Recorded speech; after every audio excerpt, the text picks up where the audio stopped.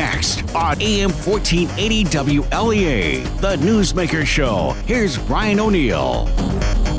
And we have on our live line this morning Republican Assemblyman Joe Giglio. Assemblyman, thank you for joining us. Oh, thank you for having me, Brian.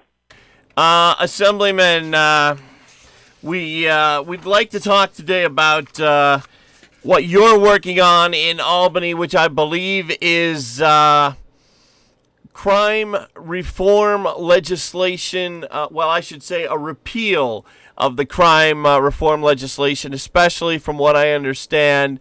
The upstate Albany Republicans are very concerned about the bail reform that's going to go into effect in January, and the upstate Republicans are hoping to block that.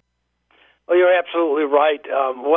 What's coming on January 1 due to these changes is basically going to be catastrophic for the state of New York. The bills that they passed and forced through the legislature last year or earlier this year were just not well thought out. They don't have a pragmatic approach on how it's going to work for law enforcement, the district attorneys, even the judicial system. So what we're seeing now as we've analyzed these bills for a while is that it's going to create a whole new set of problems, a whole new set of victims, and you will not be ever pretty much called into account for your actions against what I call a civilized society. So we're very worried as a conference. We're all working towards trying to head this off.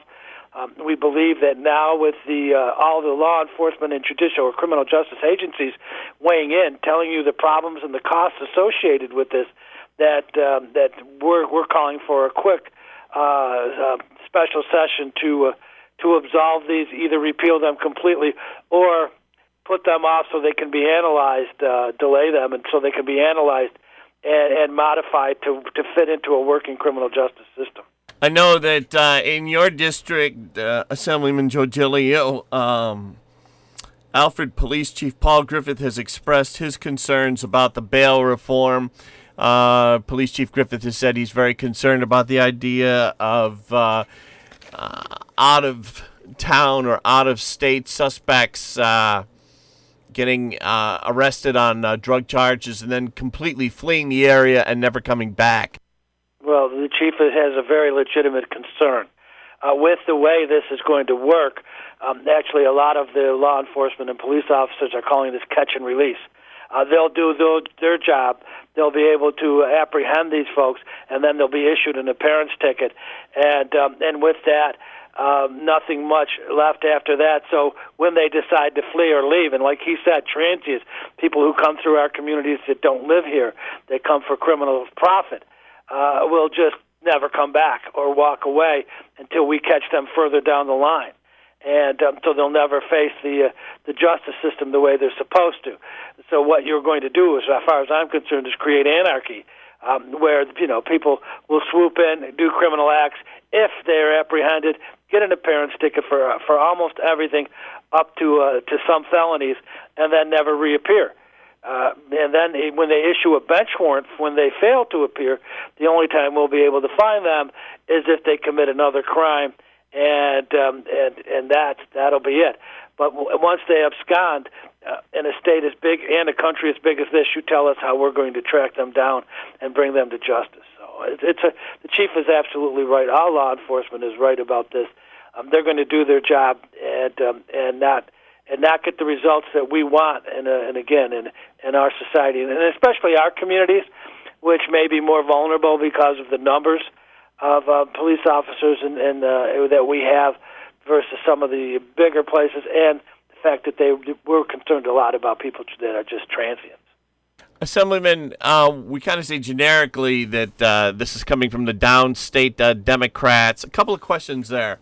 One, are we talking specifically the Assembly Speaker Carl Heastie of New York, the Democrat of New York City? Are we talking Governor Andrew Cuomo? Who are we talking here that's supporting the bail reform legislation? Well, specifically like that, what you had is the majority conference in our House put that forward, and again, the Speaker help move it forward.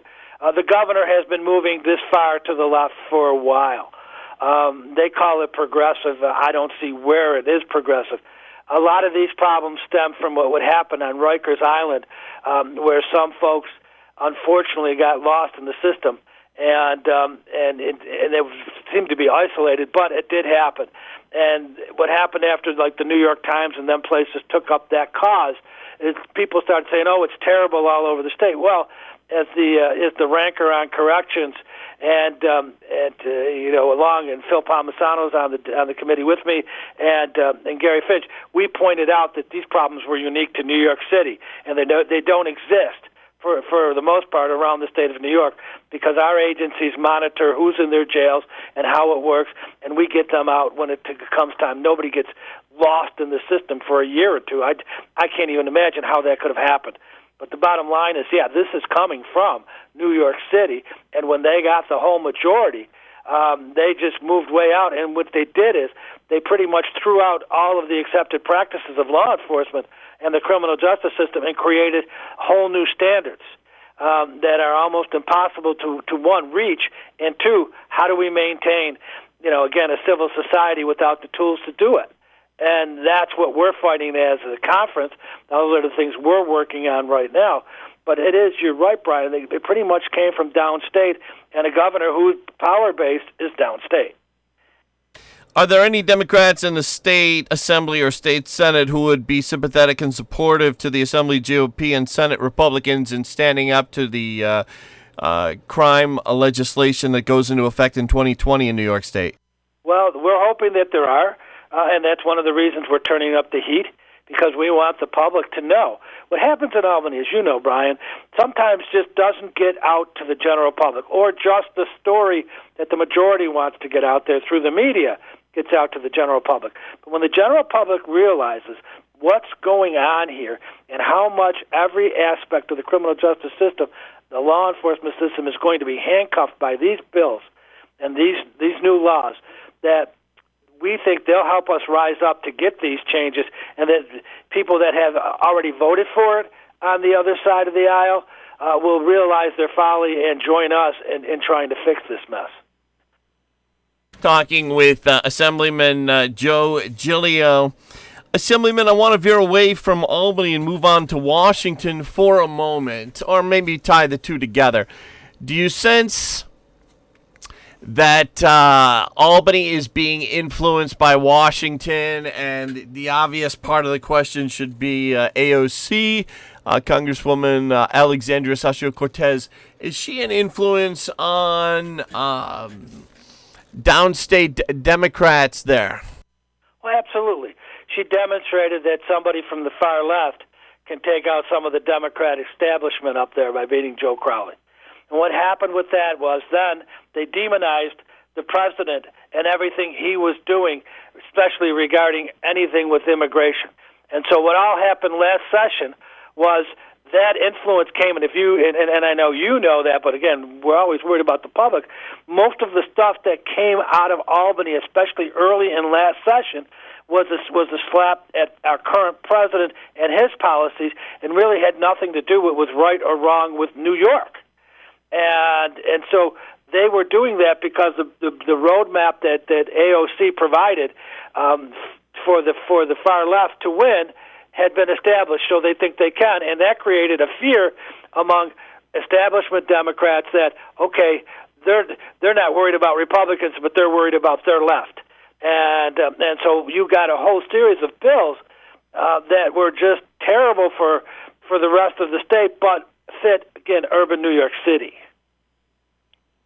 Okay, we're going to take a quick break, and when we come back, I'm going to get the Assemblyman's thoughts on New York State pressing for President Donald Trump's tax returns and other issues. Stay with us. Selecting a nursing home for a loved one isn't easy until you've discovered Hornell Gardens Nursing and Rehabilitation. Hornell Gardens delivers the highest level of care, compassion, and commitment with amenities and activities that will enrich body, mind, and spirit. It's a place that's close to home. Stop in for a tour of Hornell Gardens, located at 434 Monroe Avenue in Hornell, or to learn more, call 585-222-CARE or visit hurlbutcare.com. Say good morning now to meteorologist Rob Carroll. And Rob, what kind of weather will the firefighters who are still over at the scene in Hornell and Preston Avenue have for today? Not as cold as last week, so that's certainly helpful. Temperatures moderate a little bit this week. While they'll still be below normal, they won't be as below normal. And we actually see a little bit of very light precipitation over the course of the next 24 to 36 hours as an upper-level disturbance lifts from the Ohio River Valley right across western and central New York later today and tonight. Brian, a lot of cloudiness for today. Here and there, the sun may peak out with 35 to 40. Sunrise earlier this morning was at 7:05. The sun sets this evening at 4:46. We'll have clouds, maybe a couple of snow flurries with that upper-level disturbance overnight, lows near 30. Mostly cloudy for tomorrow. May see a passing rain or snow shower during the day. It's 35 to 40. Scattered flurries are possible tomorrow night, 30 to 35. Lots of clouds Wednesday, Brian. A few flurries are possible, 35 to 40. Does look a little bit milder for Thursday and into Friday. Back with Republican Assemblyman Joe Giglio. Assemblyman, for the longest time, the New York City Democrats have been wanting President Donald Trump's tax returns, as Trump is a longtime New Yorker. Your thoughts on President Trump not wanting to hand these over, and the big, I would almost say, over-focus on some of the Democrats' parts in Albany wanting these tax returns so badly? Well, exactly. Again, when that bill was brought up in the legislature, we could see that again was just a political hit piece. It had never been brought up before, and there was no real reason for it. But it was designated and targeted just at the current president because they can't get away from the fact that he is the president of the United States. Now, don't respect the institution. Don't respect him. Don't respect the fact that the citizens in the United States of America elected him the president. And so ever since, like I said, they got these majority. A lot of what they've done is targeting the feds or using fear in the state legislature to say that the feds are going to do this and this is what's going to happen. Why in the world would you pass a bill for one person to do to get their tax return? If it was an attempt to discredit the president in some way and just focus it on one person, do you think in the legislature where we have monumental problems in the state of New York, we should be interfering with Washington and then using our ability to govern to target one specific president that you don't like? I've never seen such things, Ryan. Assemblyman Giglio, Governor Andrew Cuomo in the news this morning, the Albany news websites, they reported this actually Saturday. Saturday morning, there was a story out of Newsday. I believe that's a Long Island news publication. And they said that Newsday said that Governor Andrew Cuomo, according to their sources, was interested in running for president in 2020. Governor Cuomo put out a statement quickly saying he's not interested.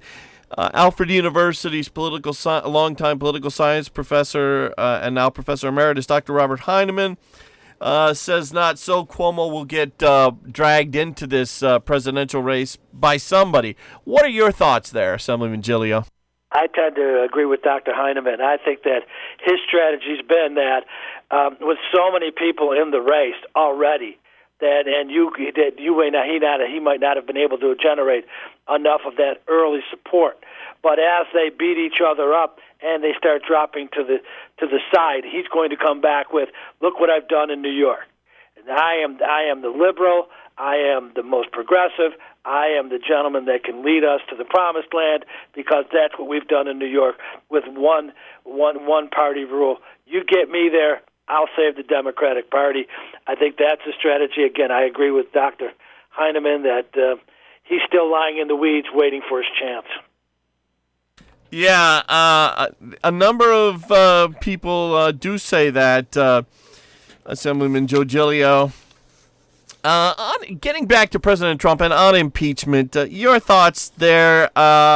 It's something that the downstate Democrats definitely support, and you almost kind of wonder if them pursuing the Trump tax returns if the two issues are maybe a little bit tied. It seems that the impeachment so far has been a fishing expedition, and it looks like the tax return issue is also a fishing expedition. I think, again, Brian, you're exactly right. These things are intended to try to damage this current president and hopefully win the next election for them. That's their whole intent. They have politicized every part of what we do as a government. I mean, elections are one thing, governing is the other. And now they're blurring all of that as they can because they're using their abilities in the majorities to go after a sitting president. This has only been done a few times in the past. They're going off now a phone call. First it was Russia, now it's the Ukraine, now it's a phone call. What did he say? What happened? I mean, at some point, they did the same thing with the Supreme Court nominations. They have made them political to the point where you can't tell the difference anymore of what politics is and what government is. And there is no place for this kind of stuff. Again, as a country, as a state, our job as legislators and government officials is to make sure we protect the people of our communities and make this the best place to live. They're not doing any of that right now. They're trying to use their offices for political gain, and that is just reprehensible. We're speaking live with Assemblyman Joe Giglio, and I believe the Assemblyman will have some meetings to get to at some point here, so we'll let you go in another 5 minutes, if that's okay, Assemblyman.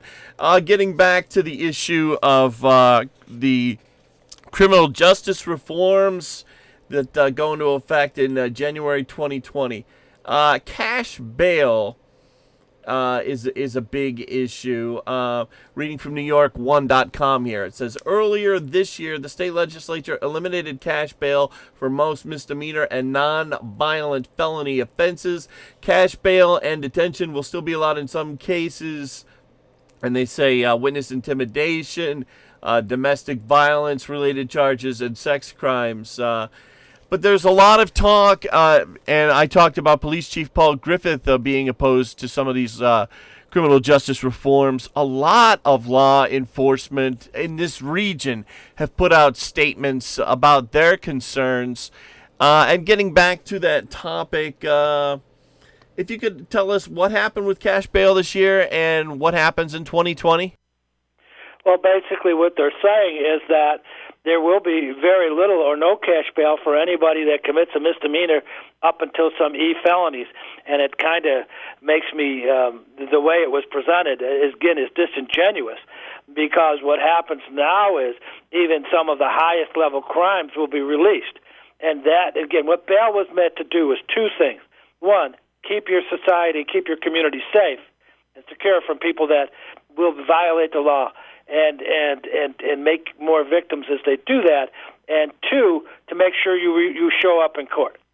And what these bail reforms do is pretty much eliminate both of them. Now, their idea was cash bail was somehow discriminatory towards the poor.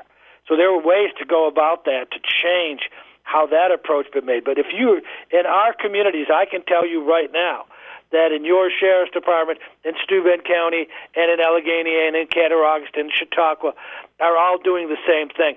They monitor what they do. They monitor who is around.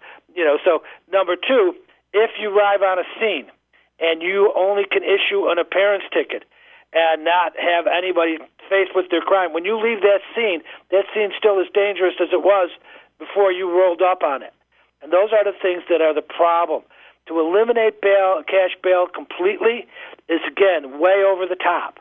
And to add the crimes that they did, including all misdemeanors and up to some felonies, So if I'm a drug kingpin and I'm selling drugs in your community, I may not have done anything violent when you arrested me with X amount of drugs, and you could prove that I'm a dealer. But because it wasn't violent, I'm going to give you an appearance ticket, and you're going to have no bail, and you're going to have the ability, is where we started our conversation, to abscond, and then we're looking for you forever. Or in any other kind of situation, including just a fight outside of a school, where the police, again, roll up instead of cooling the system down, are not able to. And let's even go further into the courts. In the courts, if you're a victim of human trafficking, we can't get you away as a society from the people that are perpetrating that upon them on arrest for, say, prostitution and human trafficking. So we take discretion away from our judges. They have taken criminal justice reform far beyond any limits before, and they can call it reform all they want. It's just an absence of law now, and that's what the problem is. Down to the last couple of minutes with Assemblyman Joe Giglio. Libertarians for a long time have argued that the prison system is overloaded with people who are there for dumb drug offenses, they would say. Minor drug offenses would be another way of saying it. Seems that the New York City Democrats, though, have taken that idea way beyond what the libertarians were saying.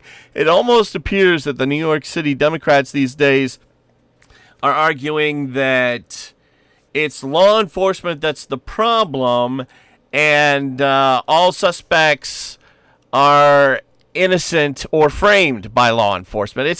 They're almost at that point. Well, I really like the way you said that, because that's where we are now. Again, the victims of the crime don't matter. The communities they live in don't matter. Just the criminal matters now. And even if you would take, again, the idea that justice has been uneven and the poor have suffered more than the rich and any of that stuff, what they've done is far beyond even close to evening any playing field perceived or that is not even, but is now created, will create an atmosphere of, as far as we're concerned, lawlessness, because you will not answer for the things you do. And, you know, and a lot of the drug stuff that was talked about before of people that were in prison has been modified, and people have been released to other forms of rehab and things of that nature, as well as we have drug courts and we have all those things. So the things they're talking about, you know, back in the 70s and the 80s and the 90s don't exist in 2019. But they keep going back because it justifies their whole thing to take away the rights of everyday citizens and hand them over to criminals. With that, we have to go. Assemblyman Joe Giglio, I want to thank you for taking time out of your busy schedule to speak with us live this morning. Brian, it's always a pleasure to talk with you. Always great having you on, Assemblyman Joe Giglio here on AM 1480 WLEA Hornell.